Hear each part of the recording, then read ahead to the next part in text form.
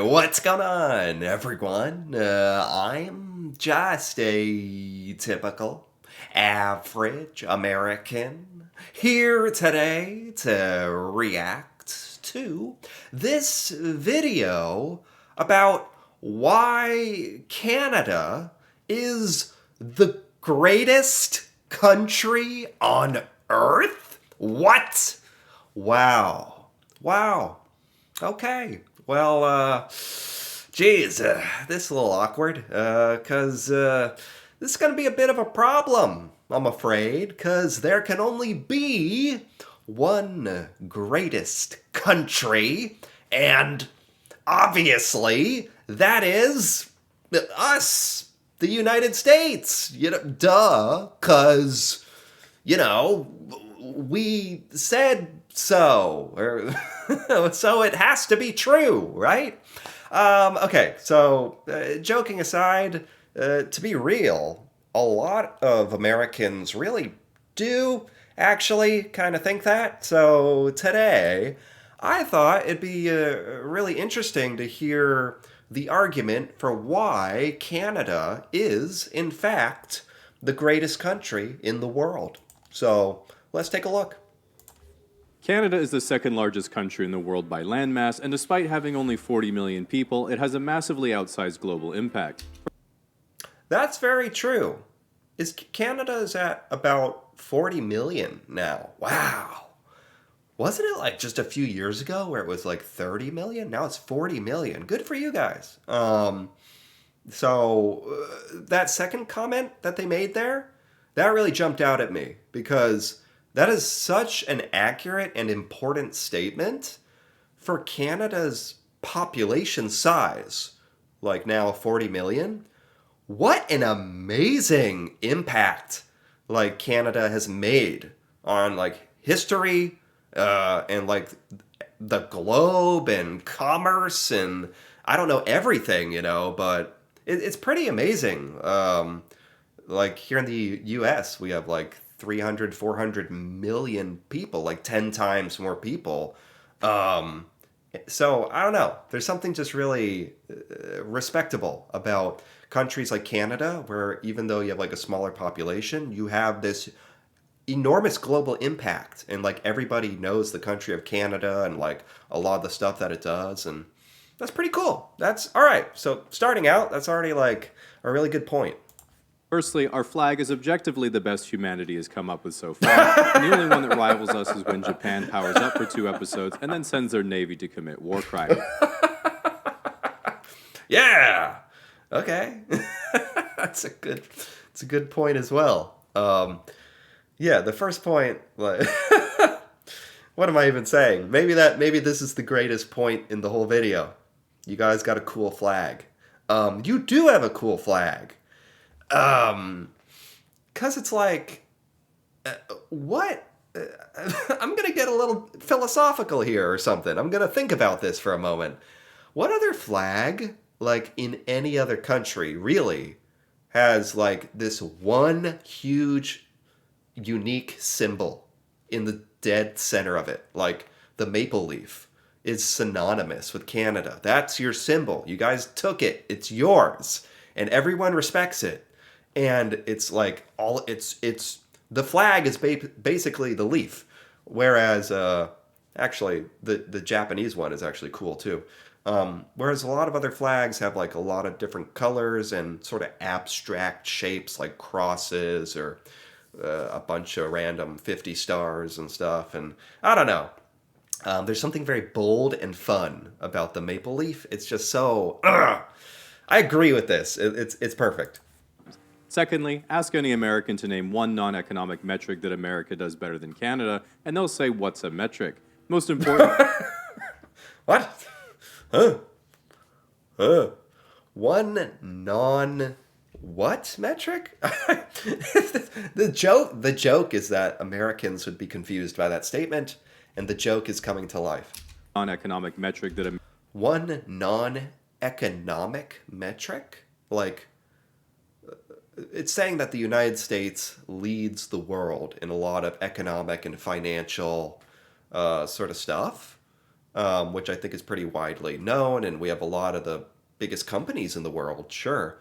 So this is making the argument that, okay, fine, but there's a lot of non-economically related categories and things that Canada actually does better. Okay, all right, you have my attention. America does better than Canada, and they'll say, what's a metric? Most importantly, America likes to brag they put man on the moon, but Canada put women in leggings. God bless you, Canada. God bless you. Okay. Welcome to the 21st century. Now, even though Canada is known as the Great White North, if you look at the demographics of Vancouver, I'm in fact a minority. Despite my oppression, I live in harmony with other people, and Canada is a melting pot of cultures. From the west coast to the east coast, you have an enormous diversity of people. To illustrate the point, here we have the newlywed and nearly dead, then we have gays and Asians, then it goes Timu, Texas, Earth is flat, definitely flat, milk in a bag, gays, lobsters, potatoes, leprechauns. Wow. Where was this? Like, I've said in a lot of my other videos that, like, Americans really don't know anything about Canada, and I can attest to that. And certainly in school, why couldn't they just play this in school when I was growing up? And it's so simple. It's okay. All the other territories are climate change insurance. Although it has a lot of similarities, Canadian culture is distinctly different from the US. As an example, Canada doesn't have the NFL, NBA, or MLB. We just have the NHL, which stands for No Houses Left. While we've tried nothing to solve this, we're all out of ideas. Okay. I didn't know this was going to be funny. We got some comedy in here, too. Good. All right, good. Perfect. No houses left.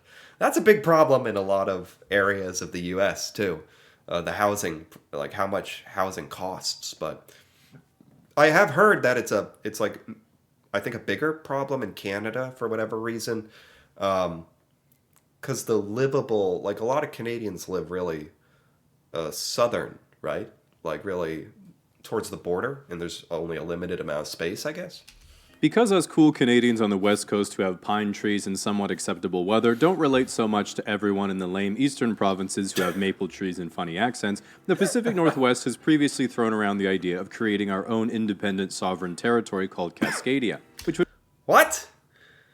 I didn't know that there was like this is fun. I didn't know there was like a little fun rivalry between like the narrator is like from Western Canada and is like kind of smack talking the Eastern Canadian provinces, and you guys do that? You kind of do a little smack, little make fun of each other, different provinces where you're from. Yeah, I like that. We do that here in the United States as well, you know, depending on where you're from. There's stereotypes and yeah, borderline hostility to sibling rivalry sort of thing. would mostly include British Columbia, Washington, and Oregon. The idea came about when we asked ourselves if an economy could be sustained purely by fishermen, lumberjacks, and pride parades. And while haters say that men shouldn't be in women's sports, no other country is ever beating us at Olympic drag.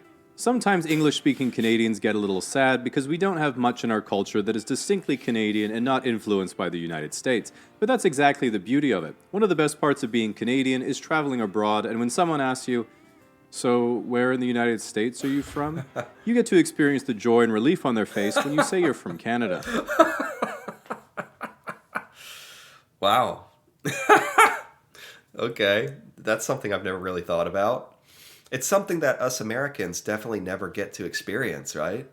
Like, theoretically, if we're traveling somewhere, even though most of us Americans never leave the United States, when we do, we never run into like, oh, where are you from in Canada? Or that'd be kind of nice. Canadians, you get that moment where you slap it down the passport. Where in America am I from? Ontario, Saskatchewan, mother effer. It must be satisfying. The fact of the matter is that Canadian and American culture are deeply intertwined. You might be European and think, You North Americans are all the same. You think life is only about working and making more money so you can consume more. Over here, we know what truly matters in life. €2 wine, 3 girlfriends, 1 passport. Easy to say when you have time off to protest for more time off, but this jab doesn't faze us Canadians. Americans work long hours, complain a lot, and make a lot of money, whereas Canadians work long hours. Similar. Oh my god. This is funny. Yeah. This Okay. A lot of money, whereas Canadians work long hours. Similarly, the moment a Canadian goes to Dang. Europe and is like, wait, everything's closed from 2 p.m. to 7 p.m. and every Sunday? Every street is one way? Why does it look like they just tacked on traffic lights to 300-year-old cobblestone roads? Where's the street parking? Where are the highway systems to connect us to Costco? We then suddenly become aware there isn't a single IHOP, Tim Hortons, Denny's, or 24/7 drive-thru literally anywhere, and we realize this isn't work-life balance. This is some bullshit. And we stand with the Americans as our own brethren who especially do not tolerate being hungry under any circumstance. Hey, something that we can agree on, bond over. Our disdain for Europe? I'm thinking, wait, what is this saying? I don't really have a disdain for Europe. I don't think I have enough of a educated outlook on Europe to say if it's bad or good. Or actually, I think there's a lot of stuff they do that is actually pretty decent. With some of the, but Canada does it as well, right? At least you have lower cost education, lower cost university, the healthcare system, and anyway, I'm getting off track. Let's just bond over how we're better than Europe. When you ask someone to think of things that are for real Canadian and not American at all, there are only a few things that come to mind. Beavers, moose, hockey, poutine, Rush, Nanaland, the big comfy couch, Terrence and Phillip, Little Bear, Franklin, this cancer patient. What? Little Bear and Franklin are Canadian? No way. I grew up watching those as a kid. Little Bear, Franklin. Wow. Even the puppet Nanaland thing I've seen on TikTok. I didn't know that. Both Ryans and Nelly Furtado, Nathan Fielder, the Trailer Park Boys, the Scourge of the Earth, and of course Maple Syrup. Man, if you guys made Little Bear and Franklin, the children's shows, maybe you are the greatest country on earth. That might have just tipped it. But what truly defines Canadian culture is how we measure things, as we're not just bilingual in both imperial and metric, but we also just make up measurements as we go along. People and objects are weighed in pounds, but not food. We measure that in grams and milliliters. We measure alcohol in mils and liters, but a bottle of gin is a 2/6 and a glass of wine is in ounces. A person's height is measured in feet and inches, and short distances are also in feet. But if something is at the end of the block, we'll tell you it's like 50 meters away. What? Only old people use yards and miles. Oh my. Oh my, oh my, oh my. This part's frying my brain. This part. But that's okay, because all of us take pride in being able to poorly convert it to metric for you. Long distances are not measured in kilometers or miles, but are instead measured by the time it takes you to get there. All temperature is measured. That's fair, saying oh, that's about 2 hours away. I think everyone does that. In Celsius, because Fahrenheit just makes no sense at all. Celsius. I've even tried to take a moment to get a gauge for Celsius, and I just never can. Just to understand 16. Is that hot? Is it free? I don't know. It could be freezing. I don't know. This excludes the oven. That should obviously be in Fahrenheit, as we all know Celsius only goes up to 100. A major difference between Canada and the US is our slang. For example, what do you call this? We call this pop, while you guys call it soda. You call this a beanie, and we call it a toque. Some people call it pop. Do all Canadians call it pop? Do you all call it pop? Soda? Soda? Depending on where you are in the United States. Most call it soda. Some weird people call it pop, but I understand what that means. and even weirder people call it Coke, meaning it doesn't matter if it's Coke or not. It could be Dr. Pepper, and they'll still call it a Coke. I've only run into that a few times. We would say this is a washroom. You would call this a restroom. We would call So proper. Washroom. this an ambulance, while you call it filing for bankruptcy. We like to say that went from 0 to 100 real quick, while you say 32 to 212. Huh? Oh, because of... Oh my god. Fahrenheit joke. Okay. While Canadians are known for saying sorry a lot, it's not because we're apologizing at all. We use it for every situation an American would say, excuse me, pardon me, huh, or oops. Trying to move past Okay. someone in the way, that's a sorry. Bumped someone accidentally, that's a sorry. What did you say? That's a sorry. Spilled your own drink? That's a sorry. Wait, that was your land? That's a sorry.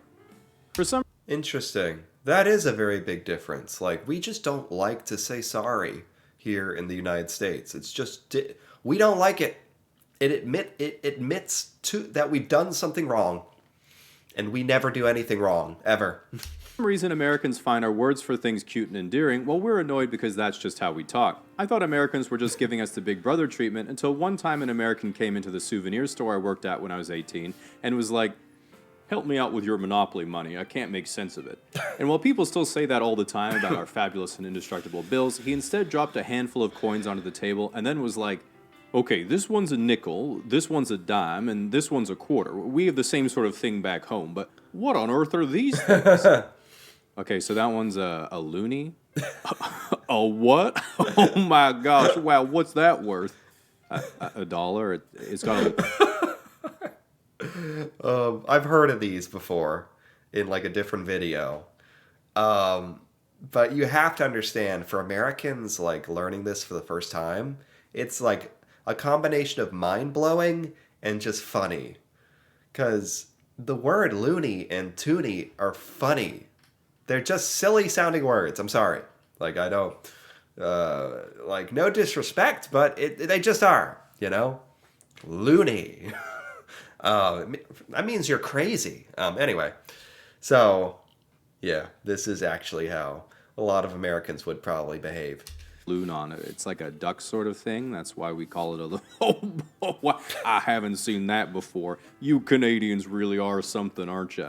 Okay, then what's this one worth? $2? What do you call this one? A double loony? And I was like, I don't want to tell you anymore.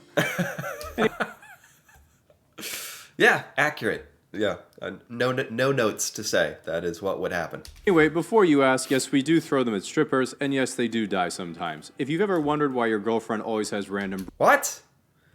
Is that a joke? I don't mean to, like, drag out the stripper joke, but if it's at a strip club and you want to give them $1, do you guys not have a dollar bill? Does Canada not have a $1 bill? Is it only the coin? Then you'd have to chuck the coin. So you just chuck coins at scantily clad women of the night? What? This raises so many more questions for me, but that's for another time. I'll research that on my own. bruises on her legs, and she says she doesn't know how they got there. Now you know. At the end of the day, there's really only one way for Canada to be better than it is, which is if Air Canada were replaced by literally any other airline. Besides that, only a few suggestions have been worth considering, like when Trump threw around the idea of the United States becoming part of Canada. While this would increase boy. the amount of provinces we have to 60, it would require some sacrifices. It took me a second to realize what he said. The United States becoming part of Canada. The old... Okay.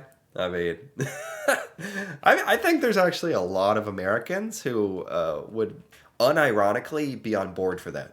First of all, the force field we built on the southern border would have been for nothing. Secondly, guns would be everywhere, particularly in my possession, causing a threat to general safety. While Americans would finally get universal health care, that would bankrupt us all. And while the little morsel of British education we still have in us would be cancelled out by the American education system, I'd finally be able to get a good brisket.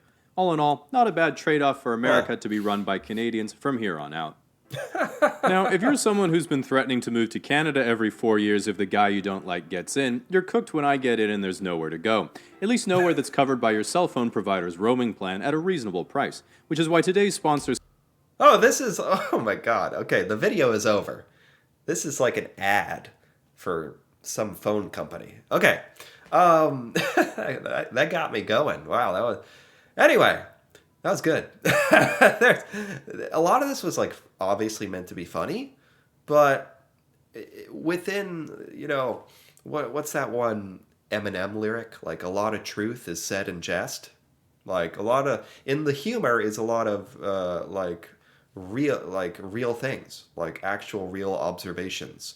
And there were a lot of things here in this video, like kind of showing so a lot of things Canada does have going better for it. And even at the end, talking about Canada running the United States. Who knows? In this day and age, who knows what's going to happen? But I enjoyed this. This was more of a fun, lighthearted video than I even anticipated, and it taught me some things about Canada that I didn't know. And Canada certainly does do some things better than the U.S. And so, as for like the question of the title of like, what's the greatest country on earth? Like, let's be real here, not to be a buzzkill, but it's like every country has its own things that it does the best, its own things to contribute to the world. And this certainly made me appreciate Canada a bit more. So anyway, if you enjoyed this, feel free to give this video a like